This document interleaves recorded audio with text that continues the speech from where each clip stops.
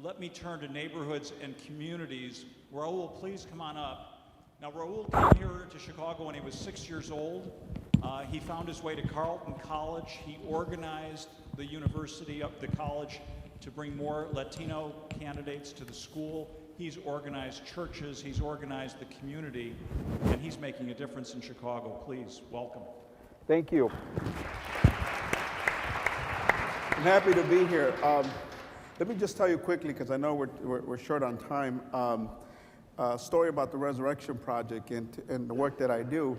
Resurrection Project began 20 years ago. 6 parishes in my neighborhood, Pilsen, lower west side of the city here, came together, each raised $5,000, so collectively we raised $30,000. And here we are 20 years later, we've leveraged over $200 million in community reinvestment. We didn't set out to do that. We set out actually, how do we put our faith and values into practice? And that's important because my story is such that I got involved in that way. I went to my parish. I heard the pastor preaching from the pulpit about a young man who got shot across the street from the church and was asking, what are we going to do about it? Are we going to pray and pray that the problem goes away? Or are we actually going to do something about it?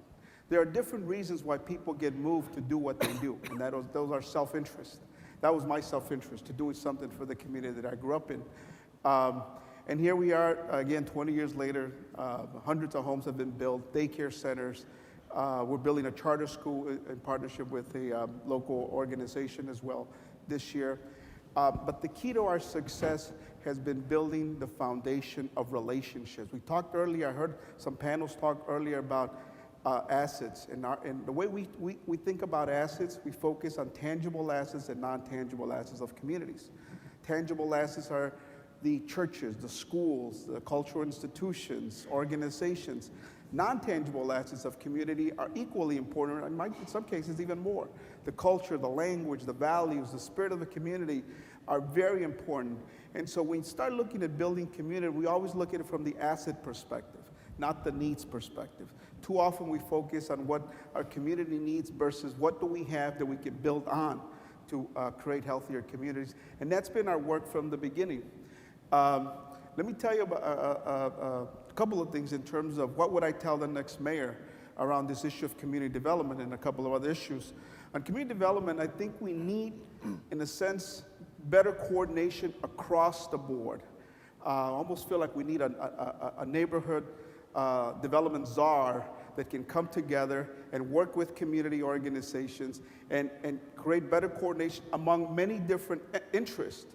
Often we only look at developing developments versus looking at comprehensive development. Often we only look at city developments versus county or universities or businesses.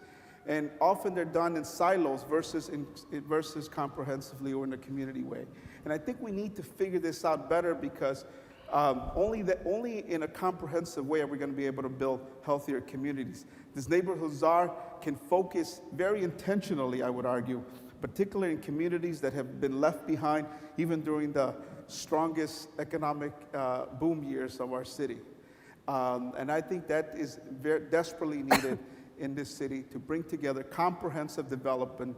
It used to be bricks and mortar development were considered development, no longer. It's really about human capital development.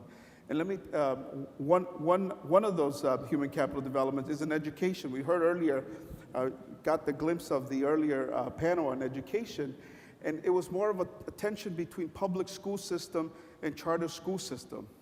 And I sort of asked a question about a third system, and that is the Catholic school system.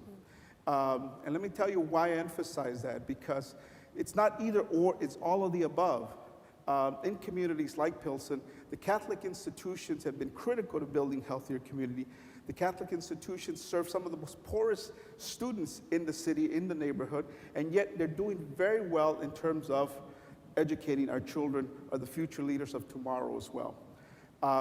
The system as a whole saves the CPS almost $1 billion. In other words, if all of the Catholic school students were attending the CPS system, it would be costing the system of $1 billion. Yet this system does not receive any revenues for creating the next generation of leaders. The system as a whole graduates over 90% of its students And in fact, over 90% that graduate from high school, Catholic high schools, go on to college. We have a serious crisis in our communities, particularly African American communities, Latino communities, with respect to college graduation rates, I should say college enrollment rates, let alone college graduation rates. So we need all of these systems to work together, not just the public school system and not just the charter school system, but there's another system that's working, I would argue, that we got to figure out how to invest in it to be able to lift up a lot of these individuals that are being challenged, particularly by education. So I would encourage the next mayor to be able to look at a whole holistic system of education and figure out how to invest in this other system that is saving the public system lots of money and can produce a lot more leaders for tomorrow. Lastly, in terms of immigration, you know, we at the lunch panel, you heard the cities Detroit, you heard the cities Cleveland, and earlier as well. And you heard about how Chicago has benefited or fared well compared to those cities. One of the major reasons why it has is because of immigration. Let's not kid ourselves. This city has, immigrants, particularly Latinos, have single-handedly reversed the decline of population in the city of Chicago. Okay? The growth of the Hispanic community is continuous. This year, for example, the census documents in Illinois, we're going to grow by about 500,000 people. 90% is driven by immigrants and primarily Hispanics. And yet, we're going to lose one congressional seat. That is changing the dynamics of what's happening with our city and the politics in our city as well.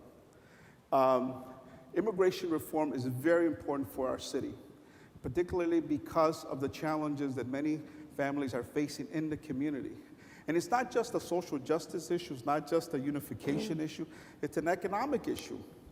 I saw a study where the Congressional Budget Office estimated that if comprehensive immigration reform passes, over a 10-year period, there would be a $1.4 trillion net gain to the economy. $1.4 trillion net gain to the economy. The opposite is true. If there's mass deportation, there'll be about a $2.2 trillion loss to the economy. Okay? How does that manifest itself? I see it every day. I see it when a family who, and you have a lot of this in this city, where you have US-born children and the parents are undocumented, and the breadwinner who is undocumented gets detained, and he or she loses their household income, that whole family environment deteriorates. The economy begins to affect it. I've talked to business owners locally who the regular customers are no longer coming to their business because we've had a high level of deportations going on in this last couple of years, unfortunately. So comprehensive immigration reform is very important to our economy and to the vitality of the city. Most recently, you probably heard about the DREAM Act, for example. It was unfortunate that it was narrowly defeated by 4 votes in the Senate. But at a time when the Groupons on the world need high-skilled labor, you had an opportunity here to invest in young people who've been schooled in this country to be able to provide high-skilled labor to the Groupons on the world, and yet this country said no. I don't understand that. It tears my heart to hear these stories on a daily basis. Valedictorians graduating from my alma mater, Benito Juarez High School, who turned down going to Ivy League schools because of fear of being detained. A young man last year from Little Village coming home on a bus because he couldn't fly from Cornell, got detained in the process of coming home, and unfortunately he's on deportation proceedings. A third-year student at Cornell. These are the kinds of stories that are happening out there on a daily basis. So it's very important to look at comprehensive. So I would encourage the next mayor to take real leadership here. Just a mayor like Mayor Bloomberg, for example, who's taken tremendous leadership, he put together a new coalition called New American Economy that's bringing major metropolitan mayors together, major CEOs, like the CEO of Boeing, I believe, is part of that. And he's taking tremendous leadership. Our mayor here has been wonderful in advocating for it, but I think the next mayor needs to have a stronger voice on this issue. Let's pause there. Raul, I feel like our neighborhoods are in better hands when I see community organizers and leaders like you, and I again salute your passion as Madeleine's. Give them a hand, please.